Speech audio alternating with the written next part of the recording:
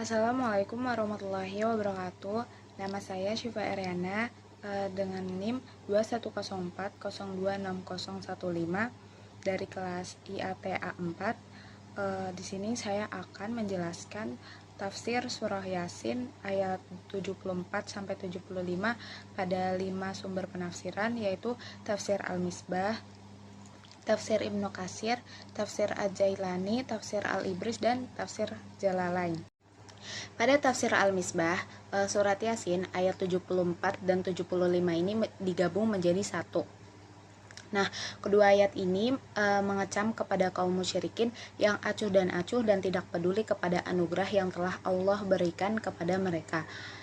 Dan mereka sangat mengingkari fitrah kesucian yang telah Allah berikan kepada setiap manusia, sehingga mereka mengambil sesembahan-sesembahan untuk disembah mereka selain Allah. Sesembahan-sesembahan itu seperti berhala dan yang lainnya, dan mereka berharap bahwa sesembahan mereka itu dapat memberi pertolongan kepada mereka. Pada firman wahum lahum jundum muhdharun yang dapat kita pahami dengan arti padahal mereka para penyembah itu menjadi pembela mereka. Nah, maksudnya kaum musyrikin itu selalu menemani, membantu, dan mengikuti, melindungi Tuhan-Tuhan yang mereka anggap itu Tuhan, padahal semuanya itu akan dihadirkan pada hari kiamat dan diberikan balasan-balasan mereka yang seperti itu. Nah, kemudian pada ayat yang 76, maka janganlah ucapan mereka menjadikan engkau sedih. Sesungguhnya kami maha mengetahui apa yang mereka rahasiakan dan apa yang mereka tampakkan. Nah, ayat ini menjelaskan bahwa seperti penghibur untuk Nabi Muhammad. Maksudnya, maka wahai Nabi, janganlah ucapan mereka baik kepada Allah bahwa Allah memiliki anak atau sekutu seperti menganggapmu gila, penyihir, dan janganlah semua itu menjadikan engkau sedih sehingga melemahkan semangat berdakwahmu. Sesungguhnya kami maha mengetahui apa yang mereka selalu rahasiakan dan yang mereka tampakkan. Di sini Al-Biqai juga menegaskan pada kata yahzunka bahwa menurutnya itu kata itu menjadi arti jangan sedih. Maksudnya jangan berlarut-larut dalam kesedihan. Ayat ini mendahulukan kata rahasia atas kata tampak untuk menekankan betapa pengetahuan Allah tuh sangat mencakup segala sesuatu yang luas gitu.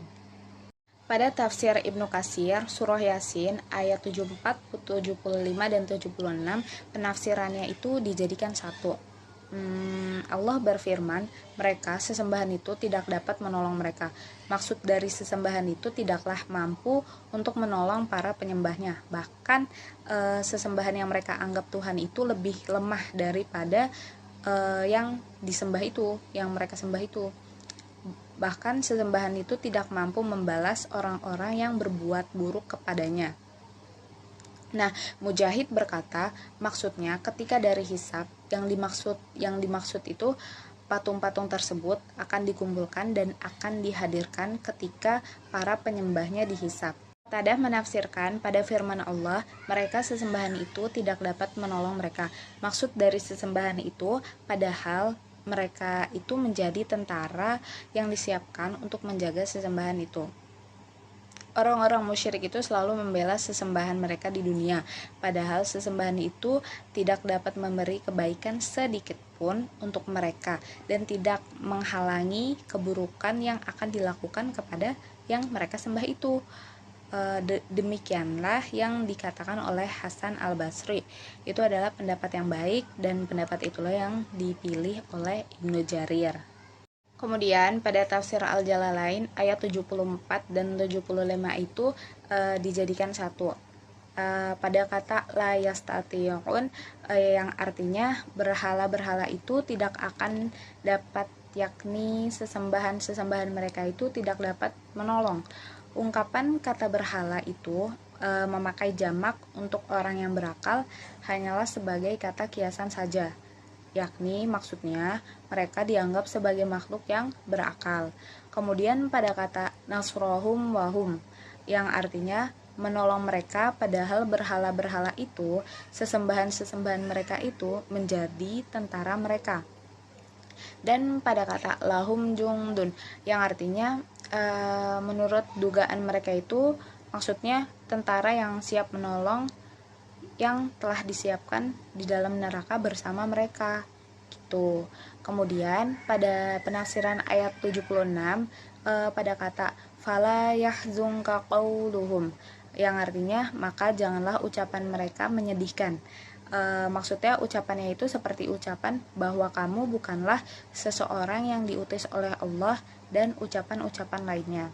Kemudian pada kata inna na'lamu ma yusirruna wa ma yu'linun yang artinya sesungguhnya kami mengetahui apa yang mereka rahasiakan dan apa yang mereka nyatakan. Dari perkataan-perkataan semacam itu dan yang lainnya, kelak kami akan membalasnya kepada mereka. Kemudian pada penafsiran Al-Ibris, pada tafsir Al-Ibris ayat 74 dan 75-76 itu memiliki arti dan terjemahan yang tidak jauh berbeda dengan yang lainnya. Intinya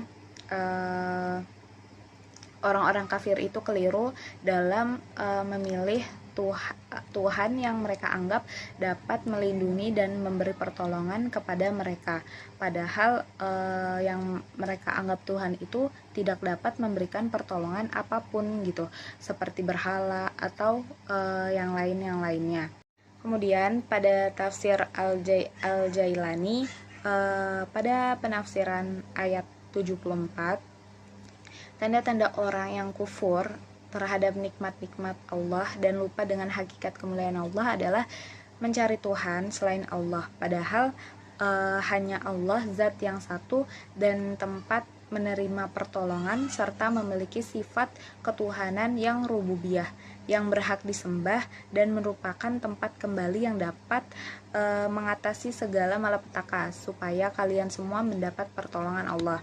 Kemudian pada ayat 75 ayat ini menjelaskan mereka meminta kepada selain Allah, padahal yang mereka anggap sebagai Tuhan tidak bisa menolong orang yang menyembahnya. Di sekitar yang mereka anggap Tuhan pula itu terdapat perhiasan-perhiasan yang tidak mampu berbuat apa-apa menurut akal dan tidak bisa memberi syafaat.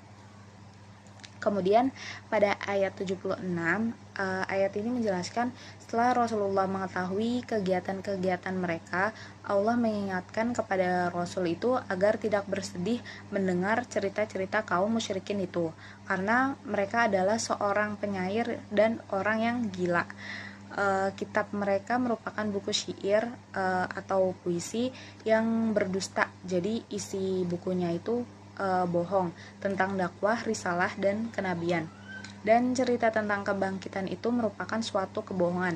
Mereka menyembunyikan kebenaran hati nuraninya dan mengingkari keyakinan tauhid kita, serta mereka merupakan orang-orang yang fasik dan bermaksiat dengan menyimpang zat batasan-batasan kami berupa kezoliman. Demikian penjelasan dari saya. Kurang lebihnya mohon maaf. Wabillahi taufiq wal hidayah. Wassalamualaikum warahmatullahi wabarakatuh.